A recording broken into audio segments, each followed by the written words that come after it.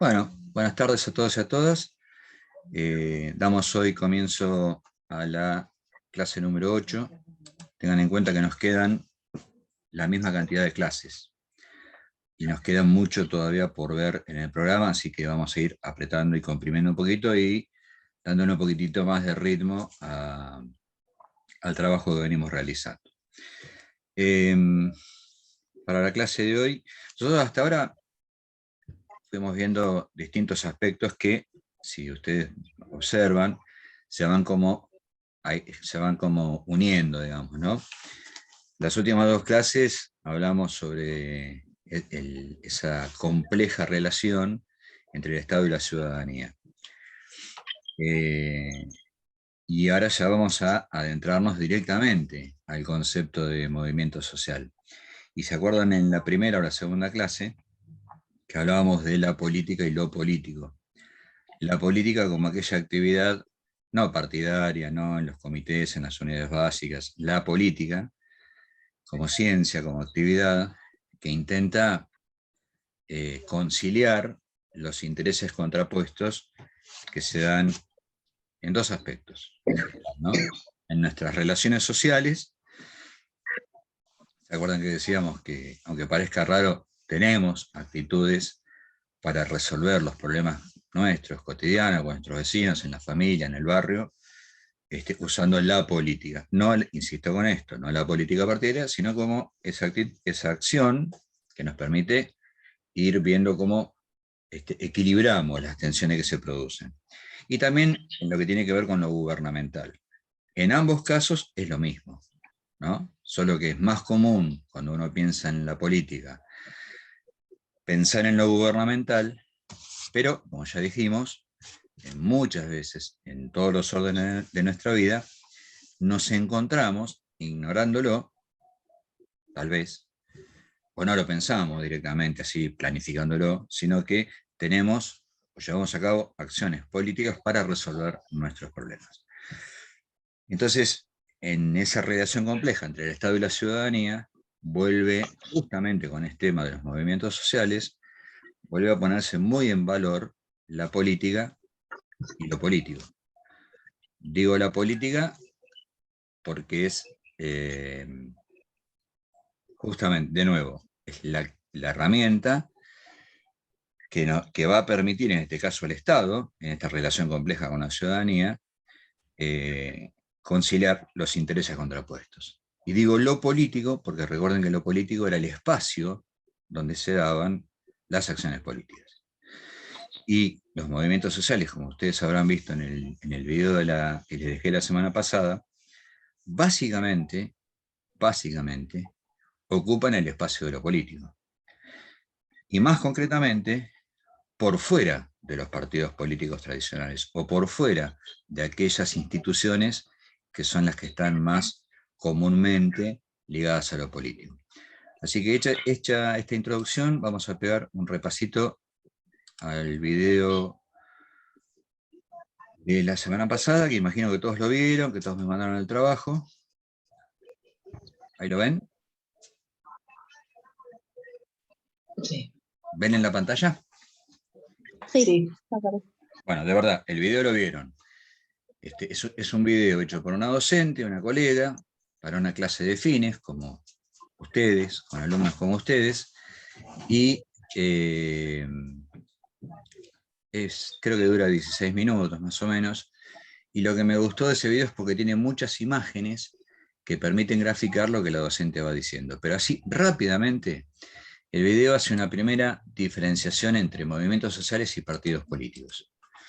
Y no es casual. En cualquier libro de texto van a encontrar siempre esta diferenciación entre movimiento social y partido político. ¿Por qué especialmente con los partidos políticos? Porque son aquellos órganos, aquellas instituciones que la democracia nos permite para realizar las acciones políticas tradicionales. Pero con el paso del tiempo, y como vimos en la anterior clase, cuando vimos que en el mundo pasaron hechos, pasaron cosas que de alguna forma involucraron a buena parte de la sociedad, y que cambiaron un orden de cosas que ya estaba establecido, contra el cual ellos peleaban, y que a partir de esas peleas se cambiaron, de alguna manera, la forma de ver la realidad. ¿Se acuerdan que había el movimiento hippie, el movimiento pacifista, el movimiento por la liberación femenina? Bueno, los grandes hechos del mundo. Ahora vamos a empezar a ocuparnos de los de la Argentina y un poquito de Latinoamérica. Y de vuelta, es necesario diferenciar movimiento social de partido político, porque tal vez persigan objetivos parecidos, pero son dos actores políticos colectivos. Por un lado, los partidos buscan presentarse a elecciones y ocupar cargos electivos o de confianza. Cargos de confianza son ministros, secretarios, no son los que están en la boleta electoral que vos metés en el sobre el día de las elecciones. Entonces, los partidos políticos buscan presentarse a elecciones y ocupar cargos efectivos o de confianza para gobernar las instituciones del Estado. Mientras que los movimientos sociales no buscan llegar al poder. No les interesa armar un partido político para llegar a ser gobierno.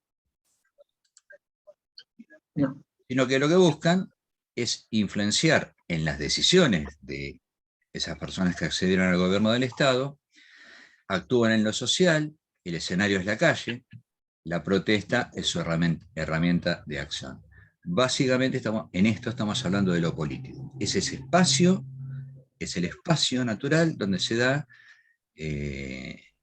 la solución a la tensión que se produce, porque los movimientos sociales no tienen que ver con, a ver cómo decirlo, con expresiones así simpáticas, componedoras, amigables, que se juntan no sé, a orar o a mirar el amanecer.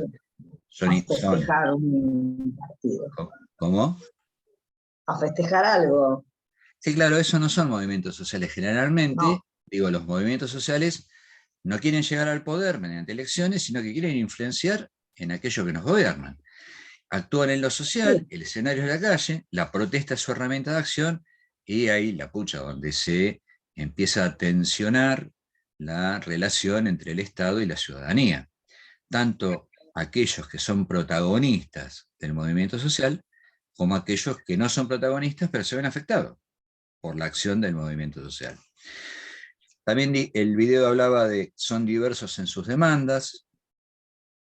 También decía que tiene 3 elementos, que lo definía como campaña, porque es sostenido en el tiempo. No es un movimiento de indignados que por un aumento de impuestos salen a cacerolear en la 9 de julio y ya está. No es... están organizados, ¿no? ¿Cómo? Están organizados. Claro, tiene cierto grado de organización, pero básicamente su protesta, su forma, su fin, ya lo vamos a ver en el resto de la clase, está sostenido en el tiempo. Generalmente duran bastante. Después dice repertorio, porque tiene que ver con las acciones que realizan. Bueno, ¿qué acciones realizan para llevar adelante sus demandas?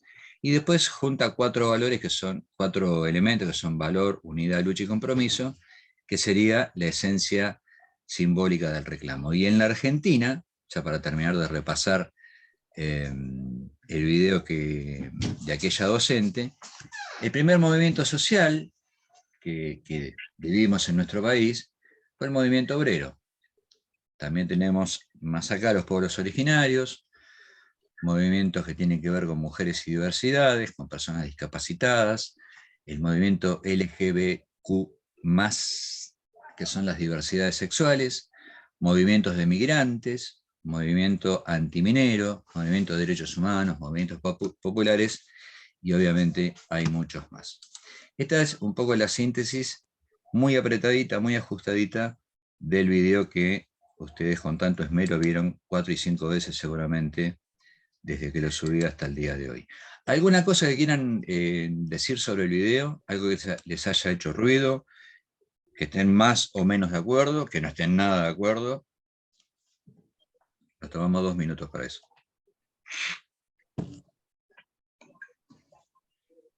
No, fue aclaratorio con respecto a qué son los movimientos o por ejemplo para mí, ¿no? O sea, más que se enfocan en una problemática, yo qué sé, por ejemplo, el que yo elegí era, viste, como defendiendo a los trabajadores, o sea, los desocupados, y cómo van ayudando, o sea, cómo se organizan y a través de apoyos escolares, a través de contenciones con respecto a la violencia y también, o sea, por ejemplo, haciendo panaderías, o sea, enseñando, ¿no? En la huerta, como para que Sí. también ellos se provean su alimento o ayuden, o vendiendo eso tengan un dinero como para sobrevivir, o sea, me pareció como súper interesante, me gustó. Sí, en realidad es el fenómeno más nuevo, digamos, el de los llamados movimientos populares, Mm, que normalmente aparecen, razonablemente, con las crisis económicas. Un tema que no claro, hablamos, pero que no hablamos porque nos llevaría un par de clases largas y no forma parte de la materia. Ustedes seguramente lo habrán visto en alguna otra materia, es como eh, el neoliberalismo, las políticas neoliberales. La Argentina tuvo no menos de 4 oleadas neoliberales en la historia de mediados del siglo XX a la fecha, y cómo tras eh, cada paso del neoliberalismo, la crisis económica, la desintegración del tejido social, todos los efectos que causan, y esto es como una reglita aplicada a todos los países por donde pasa el neoliberalismo, hacen surgir justamente los movimientos populares, estos que se ocupan de lo que el Estado no llega, o porque no puede, o porque no quiere, o porque no sabe. mm, Entonces, como decía Silvia, ese grupo de mamás que se juntan, que no solo cocinan en conjunto, entonces hacen primero un merendero, después un pequeño comedor, dan apoyo escolar, hacen alguna actividad productiva como pan, huerta y demás. Ese es un fenómeno que yo me quiero situar para salirnos del territorio complejo de la actualidad, en el antecedente más inmediato a la realidad que hoy tenemos, fue después de la crisis del 2001. Pero siempre sí, como consecuencia, y en el mundo lo podemos ver, esto lo pueden analizar ustedes, siempre como consecuencia de el paso de los tornados neoliberales, ¿no?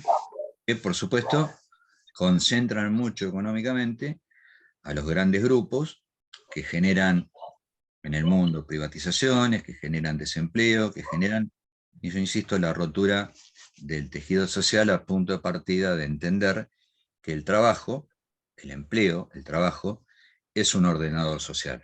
La destrucción del trabajo desordena la sociedad. Bueno, ¿algún otro comentario? Así como nos contó Silvia, Adriana, Betiana, María, vamos, Eli,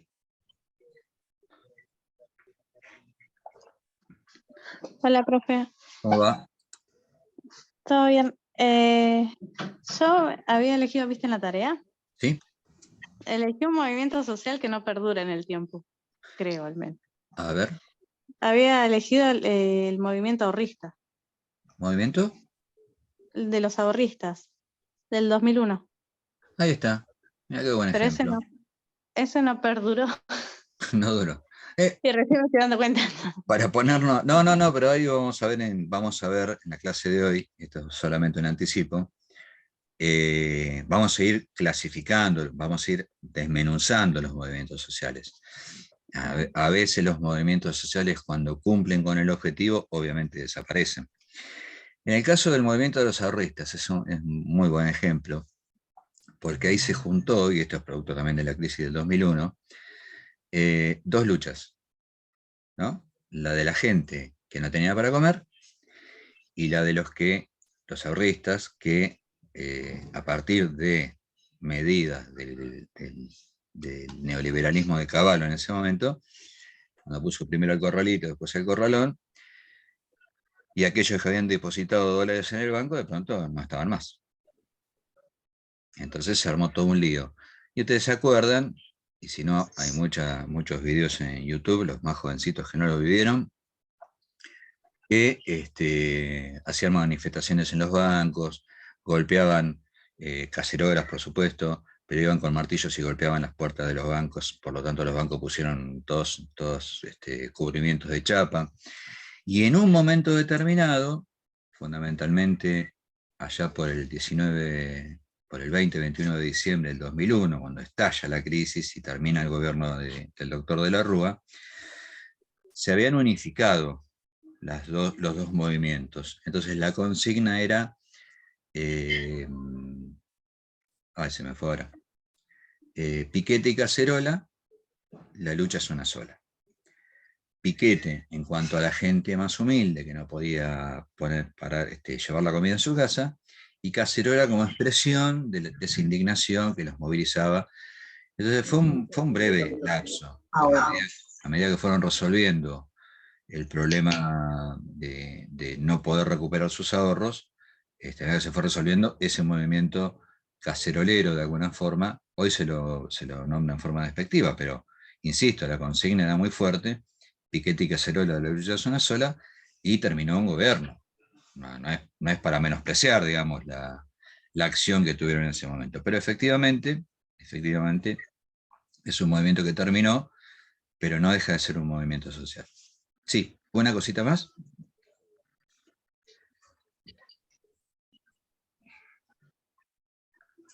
¿No? Elizabeth. Yo tengo una duda. ¿Se escucha? Qué suerte que tenés, una sola, estás bárbara. Yo digo, esto de los movimientos sociales, todo eso, tiene mucho que ver con la economía social, ¿no? A ver. Porque lo vimos también en la economía social.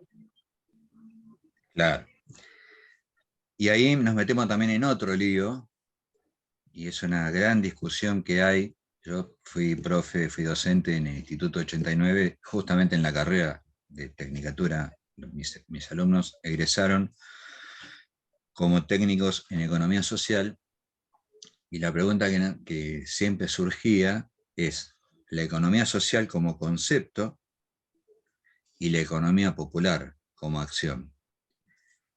Entonces, lamentablemente, y lo digo despojado de toda cuestión, desde el presidente de la Nación hacia abajo, la mayoría confunde, no sé si a propósito, no sé si porque no lo saben, economía social con economía popular.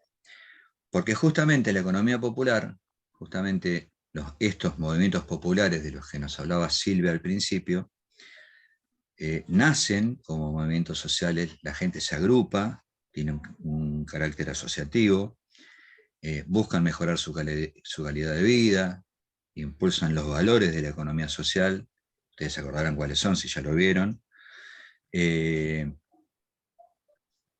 Por un lado, ahí no hay ninguna discusión. Por otro lado, desde la economía popular, en los últimos 6, 7, 8 años, se fue generando como una herramienta para poder aunar o para poder juntar a aquellos trabajadores que habían perdido su condición de empleados. También otra división entre trabajo y empleo. No es lo mismo trabajo que empleo, ¿no? ¿Es lo mismo? ¿Trabajo que empleo? No, un empleo, calculo yo que debe ser una cosa en blanco, con todos tus beneficios y todos tus, ¿no? No, Sueldo. hay empleo en negro, sin beneficios y sin recibo. No, digo, el empleo como concepto es cuando es un trabajo, claramente, un empleo, en el empleo uno trabaja y para lo cual recibe un salario, poco, mucho, en blanco, en negro, no importa. Pero hay actividades, de esas señoras que en el merendero paraban la olla, que no percibían un salario, y entonces eso es trabajo o empleo. Claro, eso es trabajo. Trabajo. La mamá que cría a sus hijos está trabajando, sin embargo no recibe una remuneración. Entonces, si ponemos trabajo y empleo, en los dos se trabaja, solo que en el empleo se percibe una remuneración.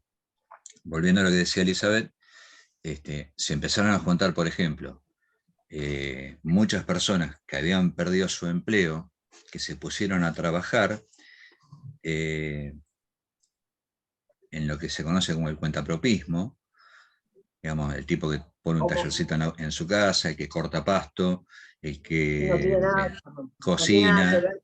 Entonces aparece un nuevo actor en la política, dentro de los movimientos sociales, que los intenta nuclear y agrupar. Y se formó una especie de entidad sindical, que es la UTEP, Unión de Trabajadores de la Economía Popular, y ahora, bueno, hay muchas más organizaciones, que tienen, digamos, muchos elementos de la economía social. Por eso nosotros, para simplificarlo, este tema, esta discusión, que normalmente sirve para dividir y no sirve y no es útil a la solución de los problemas, hablamos de economía social, popular y solidaria. Porque la economía popular, concebida como la conciben los movimientos populares, son, bueno, nos juntamos todos los que cortamos pasto y entonces hacemos tal cosa, parte de lo individual, para ir hacia lo grupal. La economía social tradicional arranca siendo asociativa y después va creciendo. Pero sí, claramente, como decías vos, Elizabeth, desde la economía social y popular surgen, hay un surgimiento de este nuevo, no porque no porque nunca haya pasado antes, sino una nueva categorización de movimientos sociales, que son los movimientos populares. ¿Alguno más? No. ¿No? Bueno.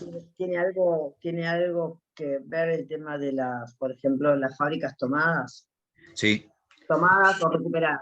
Las fábricas recuperadas, vamos a ver algunos ejemplos a lo largo del tiempo, las fábricas recuperadas, las cooperativas de trabajo, que eso es estrictamente economía social, la federación de entidades de la economía popular, que tiene que ver justamente con la economía popular. Vamos a ir viendo. Hay figuras que le dieron, hay movimientos, por ejemplo, también después del 2001, como consecuencia de ese huracán neoliberal que pasó por la Argentina, empezaron a aparecer los remates de los campos por deudas. Y bueno, incluso hay películas que uno puede buscar con respecto a ese tema. Y ahí aparece un fenómeno, también un movimiento social que terminó, que fue el de las mujeres campesinas, se llamó así. Eran las mujeres las que ponían el pecho, nos quedan 10 minutos, eran las mujeres las que ponían el pecho para enfrentar a ese señor que venía, discúlpenme, a ese señor que venía a rematar el campo. Con una lógica muy sencilla y de mucha grandeza. No es lo mismo la policía con el dueño del campo, con el rematador, con la justicia, enfrentarse contra hombres que están resistiendo al desalojo, que enfrentarse a mujeres. Y ese movimiento de mujeres campesinas le torció el brazo a muchos remates, a punto tal que entonces el Congreso de la Nación dictó leyes para frenar esos remates. Digo, vamos a ver que con el ejemplo de las fábricas recuperadas, por ejemplo, también son cosas que se fueron dando de hecho, es un movimiento social, y ante cada hecho con cada fábrica recuperada completa, se hacía una ley. Bueno, después hubo una ley que contemplaba a todas las fábricas recuperadas. Por supuesto, otra andanada neoliberal, no renovó el tema de las fábricas recuperadas, por eso están muy ligadas, yo vuelvo a insistir con esto, muy ligadas a la política, a lo político, al espacio donde se da esa pelea, y obviamente a la mirada que tiene en el momento histórico que le toca aquel que tiene la responsabilidad de conducir y de dirigir el Estado, ¿no?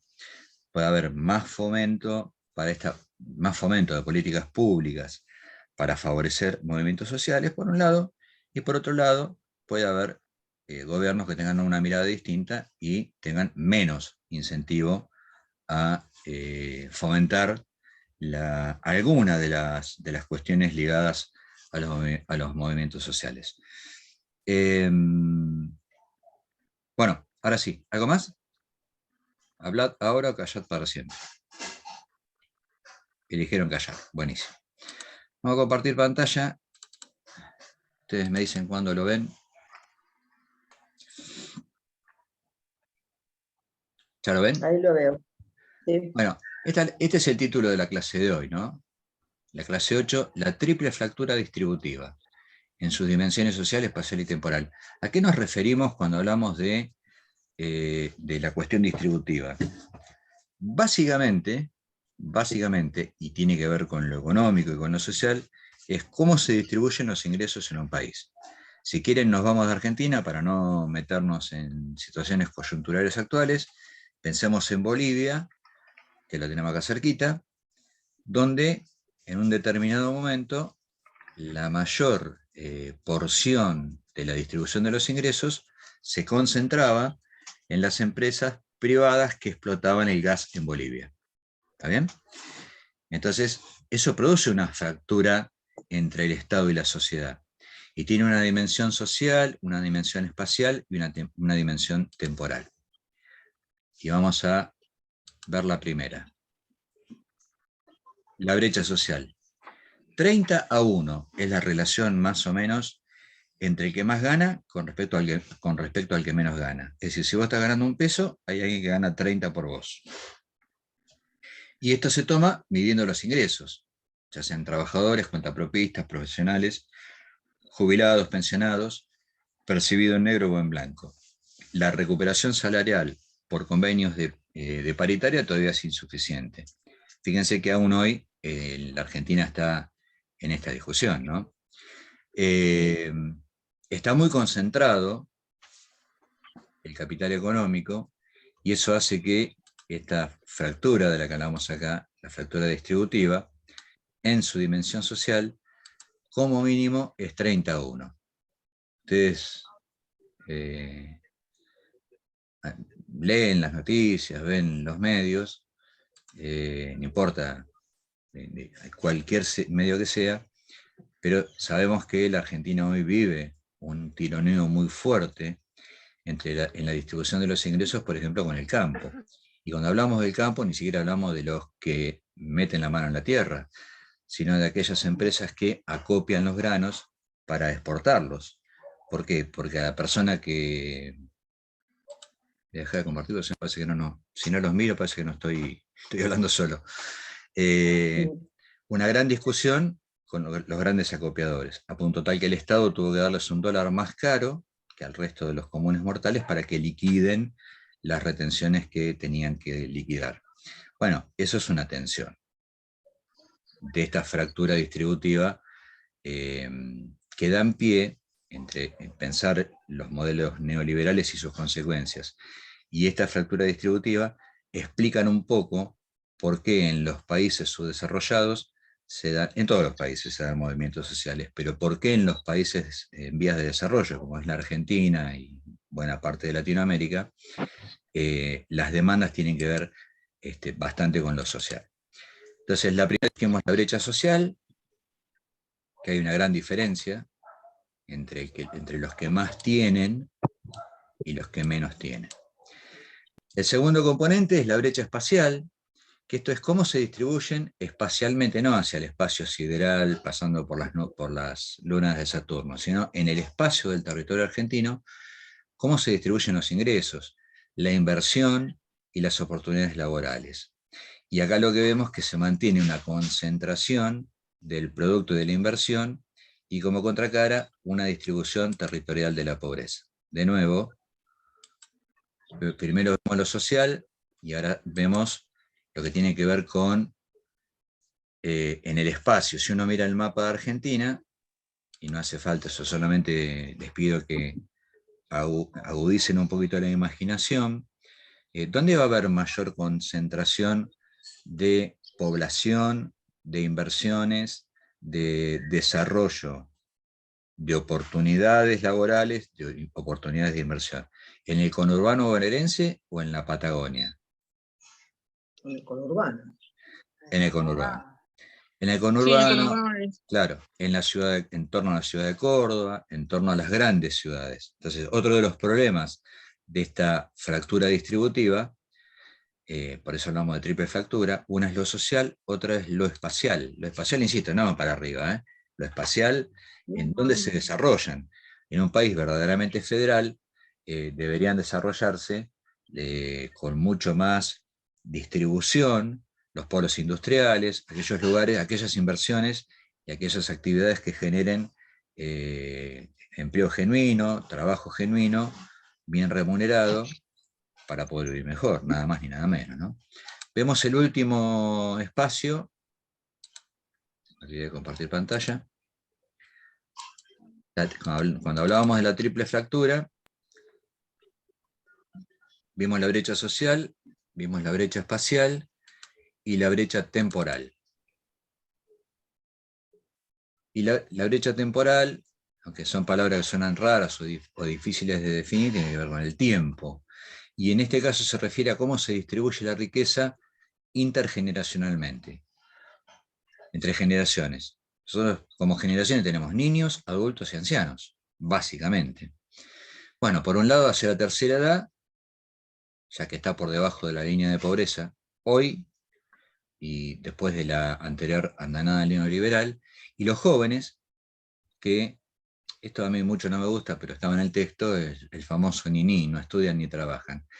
¿Y por qué no me gusta? Porque muchas veces se lo refiere como una cuestión despectiva, y la verdad es que a veces la situación, también incluso por la distribución de las oportunidades, no permiten que el joven trabaje, porque un pibe joven que quiere acceder a un trabajo le piden antecedentes laborales, si es joven no tiene experiencia, es raro encontrar un joven con experiencia, y tampoco por ahí tal vez pueda acceder a un estudio, por lo tanto ni trabaja ni estudia.